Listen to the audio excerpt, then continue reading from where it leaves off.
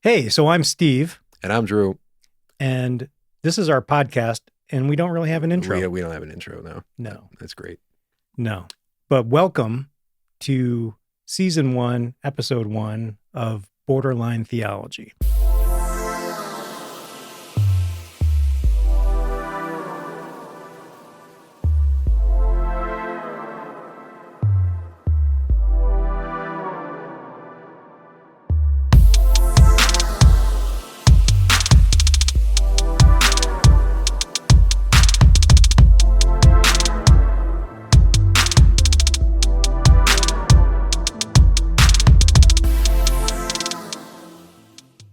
Why, you ask, is our name Borderline Theology? We're really involved in church, and we are kind of worship leaders in a way. Yes. I'm a local ministerial candidate, I guess. Yeah, that's still a thing. That just happened recently, actually. Right. So Drew, sorry. We're going to have to edit that out. Oh no, my name is Andrew and not Drew. Oh no. Whatever are we going to do? Now people are going to be stopping you in the malls. Oh, that's you. Yeah, all 5 people who watch. Yeah. So Drew is, if you can believe it, is it really 19 degrees outside? Yeah. No, it's 19 degrees. That's in Scranton. Why is your phone on Scranton? That's where I don't know, Steve. I should have worn my Dunder Mifflin shirt. So just so you know, right now, of course you're watching this later, but as of this moment when we're filming, it's 19 degrees in Scranton. It's only 10 degrees here. 10 degrees in our town, which we cannot name this town because I mean, the paparazzi. Yes, TMZ is going to be knocking. It's going to be great. So again, I can't imagine who out there in the World Wide Web is actually watching this, or listening to this. Maybe you're in your car and maybe you just like to have some mindless droning information on your ride into work. Mindless information is probably the way to go. Right. I mean, maybe you're a stay-at-home mom and you just want to plop your kids in front of YouTube just to keep them occupied. I mean, we can do that. We can do that. Maybe you're interested in learning about new upcoming music artists. Yes. Actually, there are some upcoming music artists that we know of. Really good music artists. That is the coolest guy that me and you know, and his name is Joey Young. And Joey Young, if you go to Facebook, type in Joey Young, definitely do it. He's a great guy. He's a great guy. Great guy. We're gonna have him on here. We are. We're gonna try to cram him into the table here. Actually, this, as I was kind of getting things set up for the podcast, I'm already realizing that, it's episode 1. We're gonna make some changes, but I don't think the square table is gonna do it. I think we need a round table. We need a round table. Yeah. I like that. Yeah. So that way it's round and we're on the sides and we could have guests. So we're going to have to work on that. So, but anyway, back to Joey Young. One of the cool things here is, Joey Young is a future famous person. And you're thinking, I've never heard of Joey Young, but I said he was a future famous person. He's not a famous person. But Joey Young actually named the podcast. Oh, yeah. Yeah, that's right. While we were in Nashville. Drew, Joe Young, and I were hanging in Nashville at a worship conference a couple weeks ago. And that's where the idea for the podcast was really born. Yeah. And I wish cameras were rolling then, because there were some gems that we'll probably never be able to recreate. But anyway, Joey came up with the name for the podcast. That was a great conference, too. It was a great conference. And maybe at some point we'll show some pictures of Drew with, holding a $40,000 guitar from a vintage guitar shop. That was terrifying. Right. That was horrifying. Or getting his picture with Chris McClarney, McClarney, worship leader. Great guy.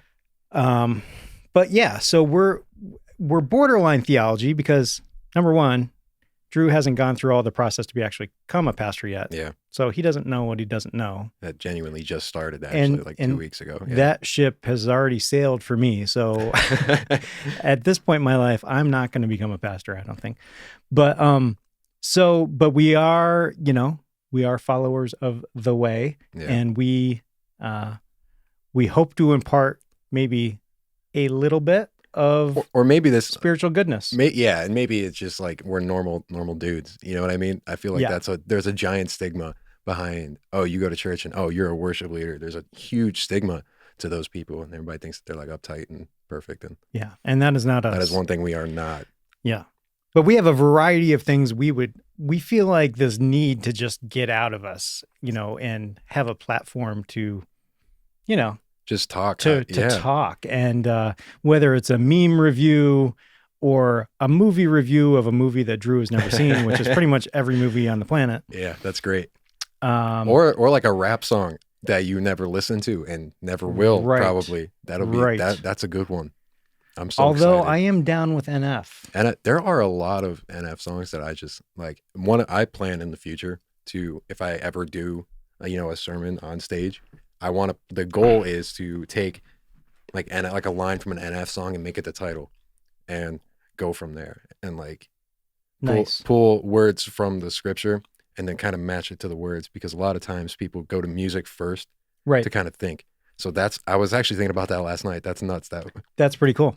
So actually, for those of us that actually watch movies, which I know is not really you, but for those of us that do, it's like you can watch a movie and then be like, oh, wait, there was a book.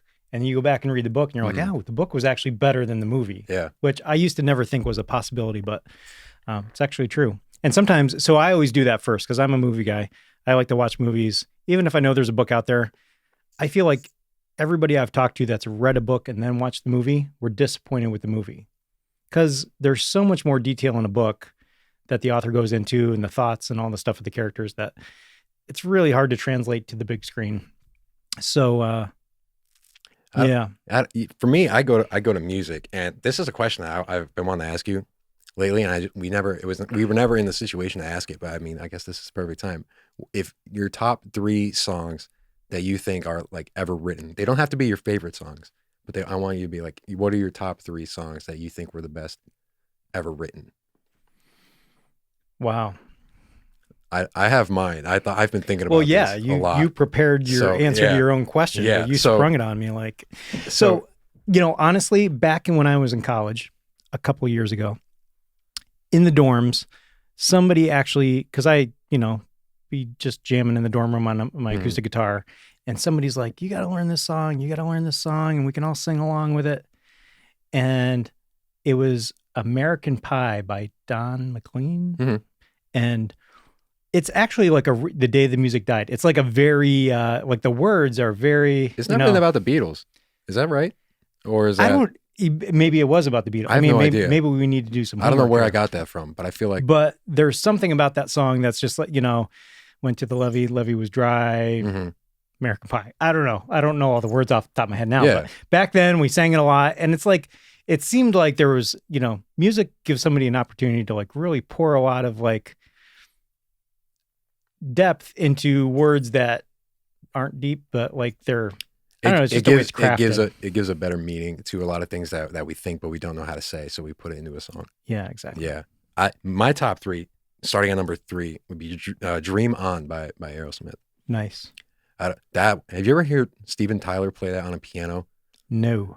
So there's a video on YouTube that you definitely have to watch now. It's right after the Boston Marathon bombings, and Steven Tyler is playing the piano, and there's a children's choir singing like the background, and Joe Perry is there just shredding on like an electric guitar, and the whole song is played out with Steven Tyler on the piano, the children's choir in the background, and Joe Perry shredding. And like no other instruments? No. Drums, anything? No. Bass?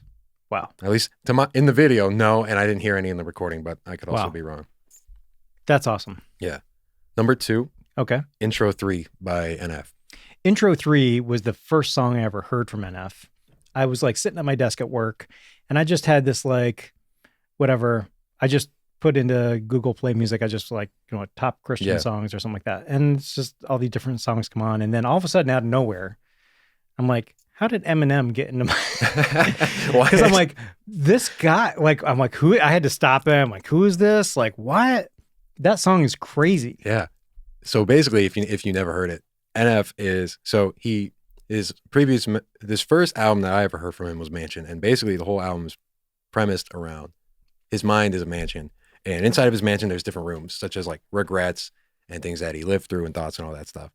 Next one was Therapy Session, when he was starting to get those out.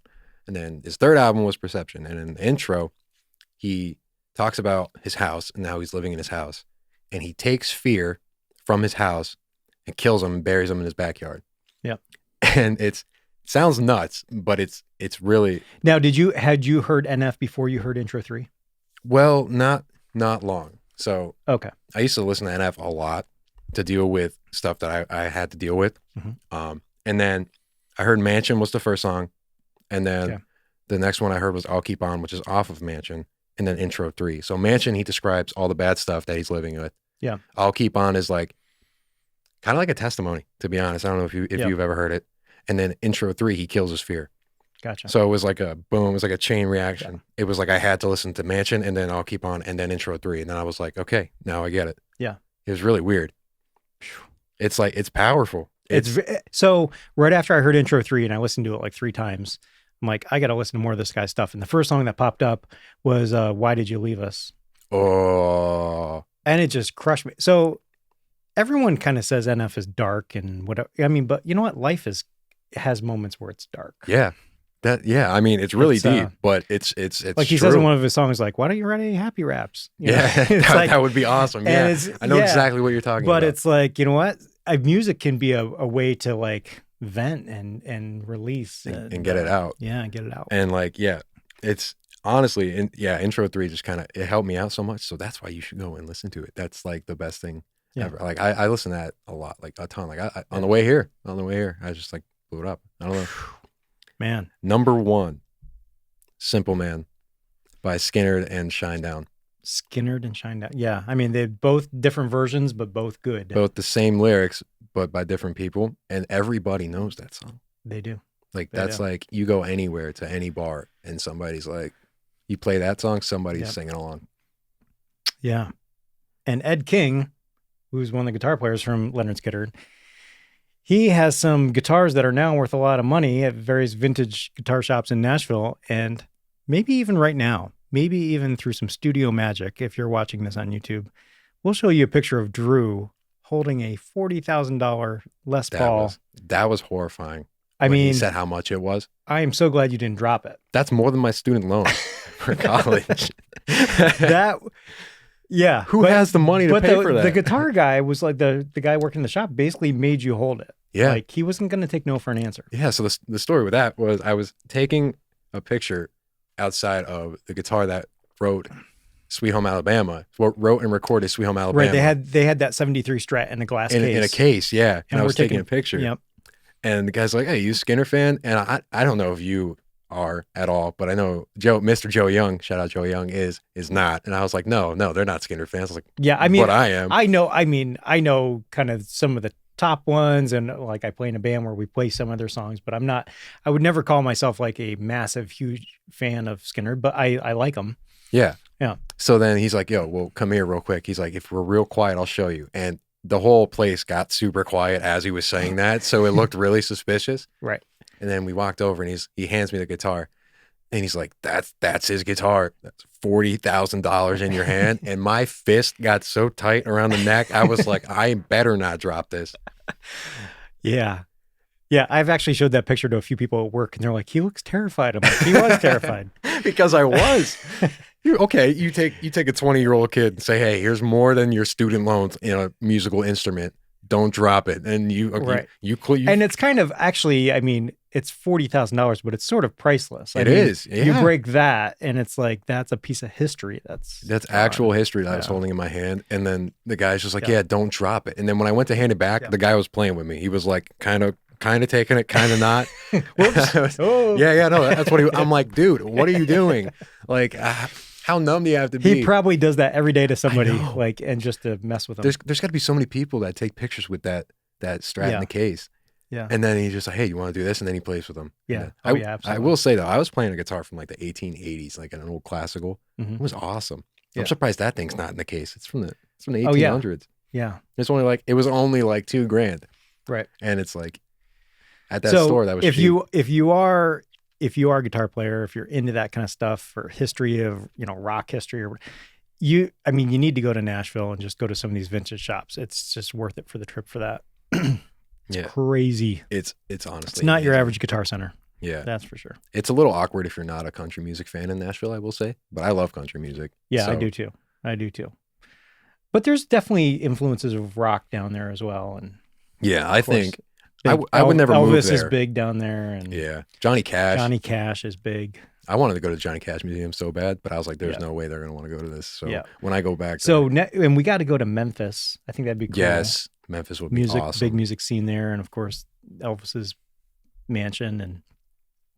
And then Lynchburg, Tennessee is the home of Jack Daniel's whiskey, which at Borderline Theology, we're borderline in terms of it's the mind. I mean, I could probably get kicked out for saying this, Jesus. but I'm going to say it anyway. In the Bible, it says, basically it says don't be a drunk. It doesn't say don't have a drink. Yeah, don't sample fine Tennessee whiskey. It doesn't say that. It says don't be a drunk. It doesn't say don't have one drink. Right. And I'm never going to be drunk again, but I'm not going to sit here and lie and say I'm never going to have a beer again. Like, that's not. Right. Yeah. So, Jesus did turn water into wine. I mean, he did. Now, he didn't do it so everyone at the wedding could get drunk like a lot of people at weddings do today. But it's nice to have a glass of wine with dinner. Yeah. Or, so I am definitely a Christian, but I would definitely, if given the opportunity, go to the Jack Daniel's distillery. Yeah, listen. Yeah, this is the whole point of this thing, is to just show people we're normal dudes. We're normal people. I mean, and actually, somebody was telling me that actually went there. I met a guy on a business trip one time. He's like, hey, did you ever go to the Jack Daniel's place in Tennessee? I'm like, no. He goes, you can buy an entire barrel and have it shipped to your house. And I mean, that would be like a lifetime supply for most people, or probably more than a lifetime supply. But I mean, economically, it's probably the way to go. It would be awesome just to have a barrel. It probably looks cool. It'd be cool to just have an empty barrel even. Yeah. Just like as a table. Yeah.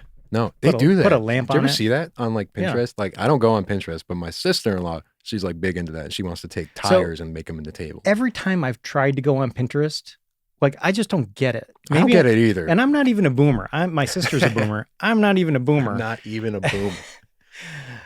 So I don't get it. Like, I've tried to create a board and all this, and I'm like, it's hard. It's like crafty, but it's not craftsmanship. Pinterest is not either. simple. Like, if somebody out there watching right now, if you can just message us here at the show, if you're like, know how to use Pinterest and can help. Especially if you don't know us and you're watching, totally comment and tell us how to use Pinterest, because we're both. Yeah. I do want to, since you pointed out your age, do you take any supplements, Steve? You know what? I actually was thinking about that this morning. As I was taking all my supplements, I thought about mentioning it on the show. Did you really? How important That's nuts, because I was going to bring this. Okay, so. See, this is what, Drew and I share one brain, essentially, that spans the decades. So last So night. do you take supplements? No. If I'm sick, I'll take vitamin C. Okay. But last night I was playing Xbox with my friends, and as a joke, I brought up Alex Jones. Remember? Did you ever see that guy? Well, he has supplements on his shop, and I was reading through the supplements to see what they say. All right. So now, are you implying that I probably need one of these supplements? I'm implying that nobody needs these supplements.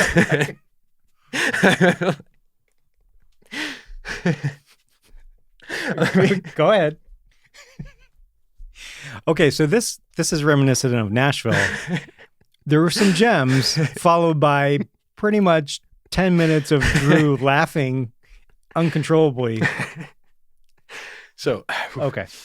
So let me read to you the first paragraph as to what I said. So this is the paragraph for Ultra 12. I have to find the other one, but this is Ultra 12. This wasn't even the funny one. So okay. Since the beginning, Secret 12, that's what it's called, has been one of the most popular formulas for giving info warriors a powerful source for energy and B12. Info warriors. Just info warriors. Info warriors. Yeah. So you have to be an info warrior to benefit from powerful B12. Gotcha. Okay. Now, in a constant search to improve our formulas, we give you the best. We are bringing you an all new version of our favorite formula. Ultra 12 from InfoWarriors Life takes the familiar secret formula and gives it a boost. Made with methocobalamin, And basically, it goes on to say how So it's got meth in it. It basically goes on to say how their B12 is better than any other B12 that you can find in a CVS. Right. And I got to thinking, I was like, wow, this guy makes money on saying that his B12 is better than other people's B12. But in all reality, it's still the same B12. Well, actually, his is formulated for info warriors. And yes, I'm sorry. That's where it's not going to benefit anyone else. That's not an info So warrior. let me find the other one. But yeah, I was like, okay. So if I can pull this back into like a movie reference, there was a movie called Ocean's 11. And then they came out with Ocean's 12. Okay. Ocean's 12 was like the sequel, and it was clearly worse than Ocean's 11. Which you've probably never seen either. I've never seen either of them. But they're probably really good too. I just don't watch movies. I feel like vitamin B11 would be better than 12 if it's consistent with Ocean's 11 and Ocean's 12. I don't even know if there's a vitamin B11. I'm just going to be honest. B12 is like essential. Like you need B12. Yeah, but Ocean's 11 was better than Ocean's 12. Okay. So, okay. Wait, we're getting there. I should have saved this page. I wanted to be an info warrior last night. And I said, okay, I can't be, because I can't buy this yet because I'm not one. So how do I get that? And then I got on a way other topic. Oh, where is it? Basically, so I have to, maybe if I Google it instead of just go to their shop, but it was called Ultimate Male Vitality. And he repeated vitality like every other word, and it never said anything. It just said vitality and more vitality. And I was like, okay, all right, let me go to Google. But yeah, I was like, I wonder if Steve takes any supplements. So maybe what we should do in the next episode is I'll lay out everything that I take. So I take normally I take a B6 and a B12, but now I'm going to be on the hunt for a B11. I take a fish oil, which I don't know what that does, but it's supposed to be good for you. I take a multivitamin for men, and then I do take a baby aspirin a day because my doctor said my family history for heart issues. I should probably take a baby aspirin. That's important. And they taste good. So I take a baby aspirin. Do they? Yeah. So those are that's my supplement routine. And how I wash it all down is I have this fiber powder that I mix up in water and wash it all down because fiber is important. Yeah. You got to take care of your colon. So I found it. Oh, boy. So let me read it in like a movie voice, even though I don't watch movies. And actually, if you get right up on the mic, it makes it sound more like a movie voice. Oh, it does. Oh, it does. Okay. It's a microphone dynamic thing. As men age. I can't do it. Just don't do the movie voice when I'm drinking coffee.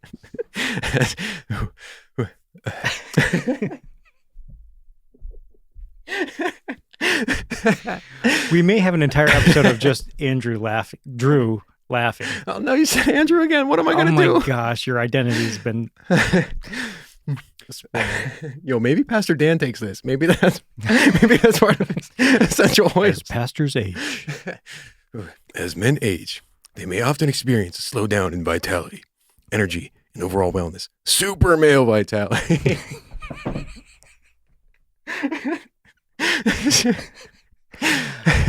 Is specifically designed to assist the body in regulating power balance to create superior vitality in males. Has been used by Alex Jones in order to maximize vitality when working up to 12 hours a day or more in the fight for freedom. I'm surprised, when they typed that up in Microsoft Word, it didn't highlight all the vitalities and say, are you sure you want to use this many vitalities in this sentence? Yeah. And it literally just goes on to say super male vitality. And all it does is say vitality, this vitality. And I didn't know what vitality meant. Did you? No. I had to Google it. I still don't know what it means. Okay, well, let's Google that too, because I was like, okay. It sounds cool, but nobody knows what it means. So realistically, it's just so we have information at our fingertips here. It's amazing, right? So vitality is the state of being strong and active. Sorry. I guess we all want that state, right? You see, because what's the opposite of that? Definitely not an info warrior. It's the state of being weak and inactive. Nobody wants that. Yeah. And then there's also a super female vitality as well that I didn't read because I couldn't take it. Because like I was going through reading all these, and I was like, man, maybe that's what we can do for April Fool's Day. What's up? Let's buy Pastor Dan super male vitality. And also in my searches on the InfoWars shop, they have meal plans that they send you. Or I don't know if it's a meal plan or if it's like an MRE type of stuff for when the nukes hit. Sure. But it's like now I have to find this as well. But I should have had all. So of before this we saved. move off vitality, I guess I'm showing my age here, but there's a guy named Dick Vitale. Oh, I know him. Yeah. He's a basketball commentator. You know him? Personal. No, I'm just Richard John Dick Vitale, also known as Dickie V, is an American basketball sportscaster. A former head coach in the college and professional ranks, he is well known as a college basketball broadcaster for ESPN. Born June 9th, 1939, 80 years old. So he is definitely a boomer. Actually, he might be a pre-boomer. what's before? It's a Gen X, I right? think, Or no, is that in between? No, That's so so I'm Gen X. I think so.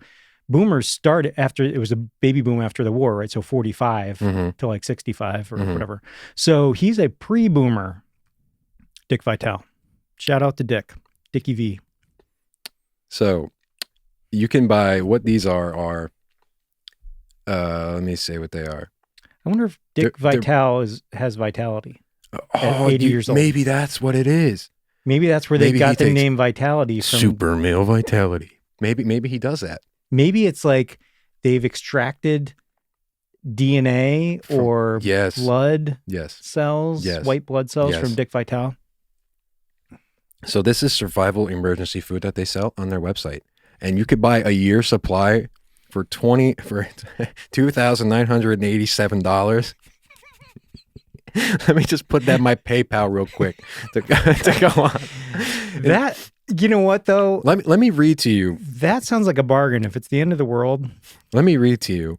Yeah, if it's the end of the world, let me go on real quick. And this stuff, like, in order for it to last a year, you would have to buy it and then wait for shipping, which is probably going to take a couple weeks, and then the world would have to end. So then you would only have 11 months, but that's beside the. So right, you have chili mac, home style potato soup, spaghetti, traveler stew, which I don't know what that is, mac and cheese, creamy chicken, powdered whey milk, pancakes, Southwest rice, black bean soup, banana chips, orange energy drink mix.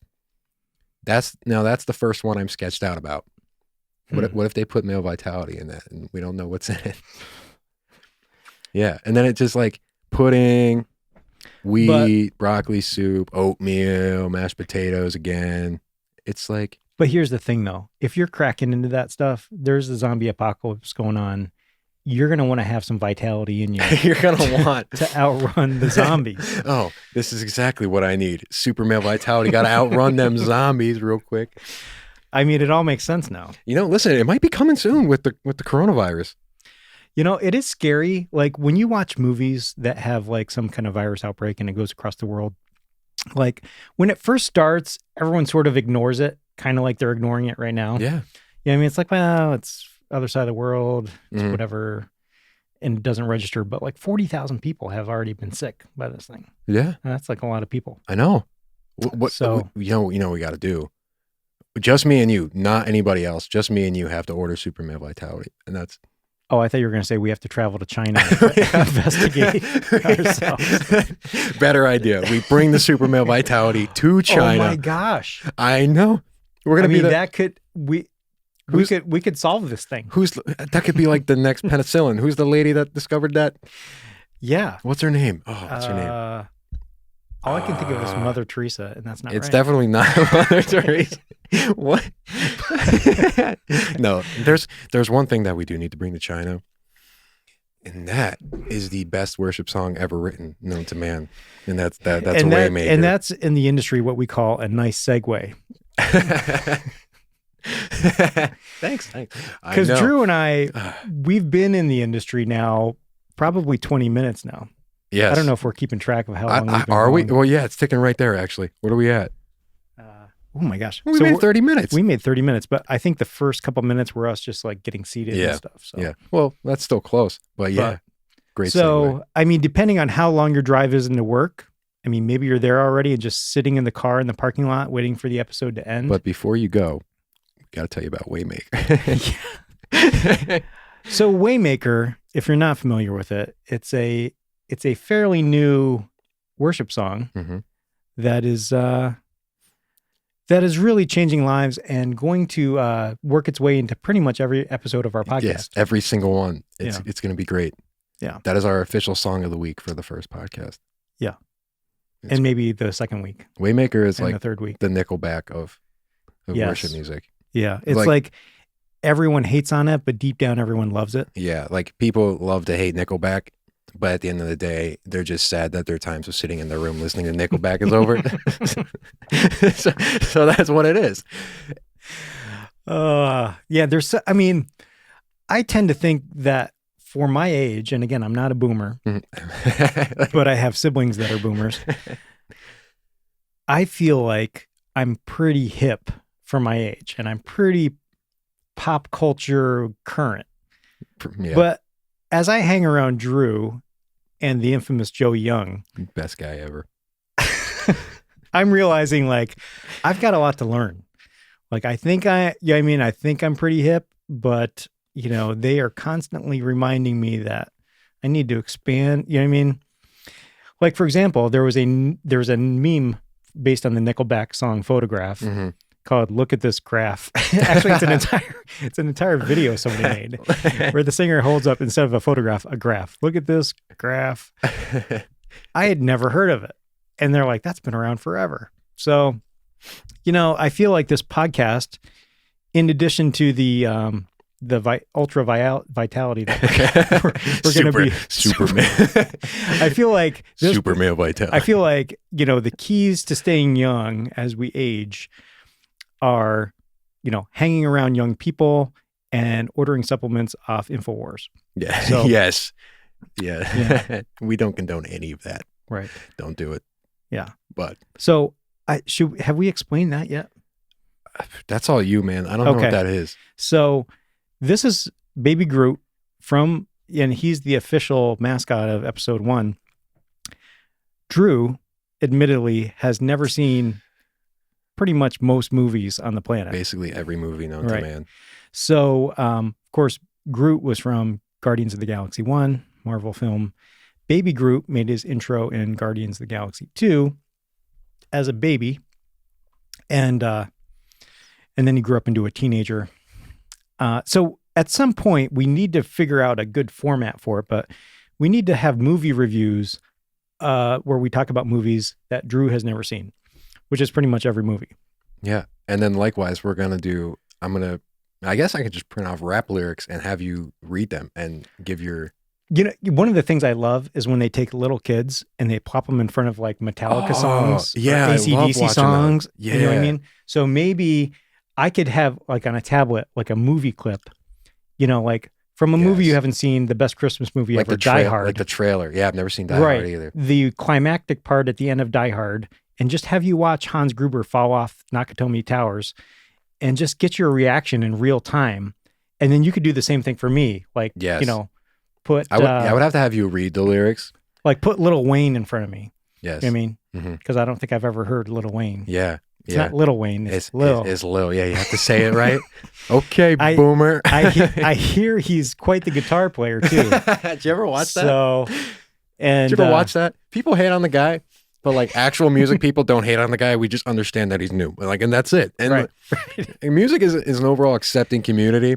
Yeah, it's except for when Lil Wayne plays guitar, and then every person ever who thinks they know how to play guitar says that he sucks, and it's like, no, he's new. Right. It's okay. Right. And like he probably shreds now. That video was a long time ago, I think. Yeah. He probably shreds now, and he's probably fine. But I listen. I don't even attempt to play lead. I know my boundaries. That's. So I have a concern. See that camera? Yeah. It's not. It doesn't look like it's on.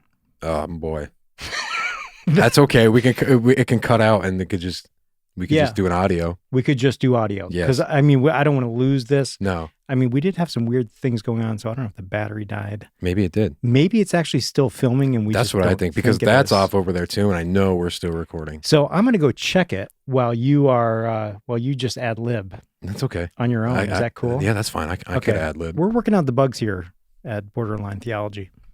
Yeah. So yeah, I don't know if basically this podcast is because it kind of brings generations together, if you think about it, because a lot of people get stuck in that bind of, I still listen to the music that I listened to in high school, and I still, think I only watch these shows. And it's red. Oh no, we're good. So did it turn off? Oh no. No, wait. Don't even sit down yet. You know what I think you should do? Go in the camera settings and just make it so it runs. It's going to drain the battery quicker. No, but it should actually run. Yeah, and then at least we know when. I've done this before. I've run it for a long time. Yeah. Oh man, that's a rough gig. So anyway, there's a song by the band Bowling for Soup, and it's basically called High School Never Ends. And the whole premise of the song is how we associate celebrities with the cool kids. Excuse me. Like, for example, Reese Witherspoon was the prom queen. Jack Black was the clown. And everybody still listens to the same music that we did back then. So we're going to use this as a kind of generational bridge as well. And then hopefully everybody can go from there. And I'm glad that we're doing this, because it's only realistically just for me and Steve, and whoever wants to listen, go ahead and listen. If you don't want to listen, go ahead. That's fine as well. But they need to listen. Yeah. Oh yeah. Never mind. Steve says you need to listen, and that's it. And then, we're good. We're back. Okay. So again, we are working the bugs out here in episode 1. I imagine once this blows up, we're going to have a full production crew. Yes. There's going to be a whole bunch of people back there. We're going to have a guy that holds the camera and zooms in on our faces when we ask him to. Right. And there's going to, we're going to have our assistants back there taking phone calls, booking us on late night television. Bringing us our ultimate male vitality. Because I got to think, you got to take it more than every 30 minutes. And so we're going to have a break in the podcast where I can see it now. Karen. I need more vitality.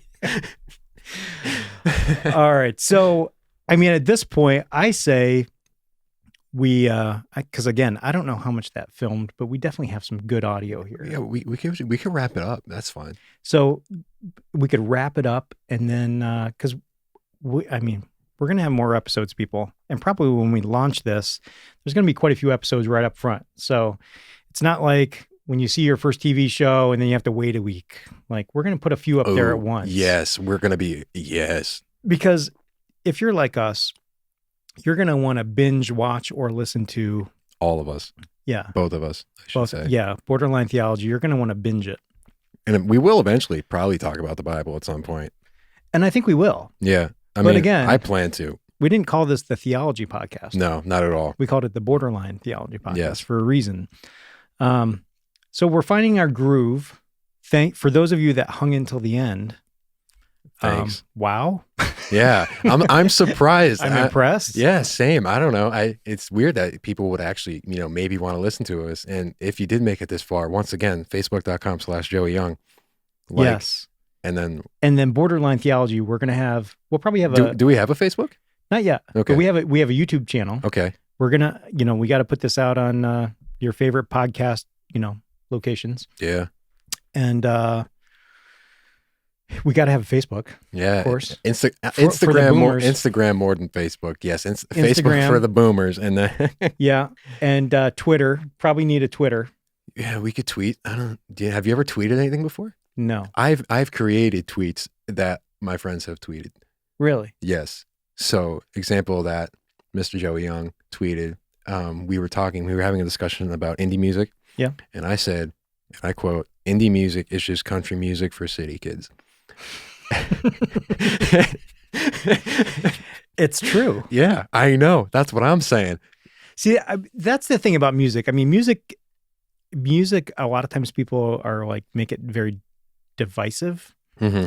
But really, there's a place for all music. Like, you think about we talked about NF, Mhm. and that's how he expressed a lot of his hurt and pain from growing up and what he went through. And you got the blues. It's an entire genre of people just, you know what I mean? Mm-hmm. Singing the blues. Because sometimes you're up, sometimes the you're down, blues. and you need the blues. And you think about the spirituals where, slaves sang in the fields, and you think about, Yeah. polka music. Polka music. My parents love polka music. Exactly. It's great. Like it's all got a place. Yeah. Did you ever see that? we were gonna wrap this up, but we're not because let me talk about polka music real quick. So in Pennsylvania, where I'm from, because Pennsylvania's a state. And 19 degrees in Scranton. Yeah. And there's this thing on local TV, and I don't know if where we are now has it, but it's called Pennsylvania Polka. And they play like every Friday night. And it's literally these polka bands like chilling with like the what are those called? Accordions. Yes, they're chilling with the accordions, and they're like the big old stand-up basses, Yep. which are awesome, by the way. Yep. And there's like hundreds of old people just like dancing. Yeah. And that's what the TV is. It's like 4 hours of Pennsylvania polka. Wow. So I grew up in Pennsylvania. Yeah. Not far from where Mhm. you're talking about. And my parents, when me and my brother and sister were little, they were into something called square dancing. Mhm. And they would drag us out to it every Friday, Saturday night. Yeah. And we just kind of hung out and watched. But the old people, and there was a guy on a mic, kind of like swing your partner round and round, dun, dun, dun, do-si-do, all this. And there was like moves for all of it. And he was like calling the shots. Mhm. And all these people did what he said. It was pretty crazy. Yeah. But it's not quite, square dancing is. It's the country polka dancing. It's like line dancing, but not line dancing. It's like pre-line dancing. It's like the really. It's the prequel. It's the really country version of the cha-cha slide. Yeah. Yes. But I don't know if it's still a thing. I think line dancing is big now, but I don't know if like square dancing. I don't know. I had friends in college that did that. Really? That they went out. I could never go because they were older than me. But so I mean that's a whole thing in itself. Shape dancing. So you got square dancing, you got line dancing. I don't know if there's circle dancing or triangle dancing. I hope there's trapezoid dancing. Imagine. Imagine the moves that go into that. Dang. It's like at one point it's like hip hop dancing, and then then the next it's like polka music. Like, did you ever see the meme where it's like music stops and like it's like a zipper, or like when they take the thing off. Yeah, it's like, and then they have to switch styles. Yes, that's what they do for trapezoid. Yeah. That's wow. We should open a bar for trapezoid dancing. Yes, absolutely, absolutely. Like I think it's the next big thing. What a better way to wrap this up. Yeah. So I think we could do this all day, but we gotta call it somewhere. We definitely need to wrap it up, because I'm pretty sure your commute is definitely over at this point, and you're just sitting in the parking lot, and you're going to get fired from your job unless you just go in. So, or if they ask what took you so long, show them, and then then you'll definitely get fired. So I was watching my Theology Podcast, my borderline Theology Podcast. So this is Steve, and I'm Drew, and we are going to just. And we don't have an outro. Actually, I did make one with some credits that roll at the end. Roll the credits. Okay, we're going to roll the credits. Nice. Stay classy. That's a movie quote. Is it? You don't know. Okay, stay classy, Scranton.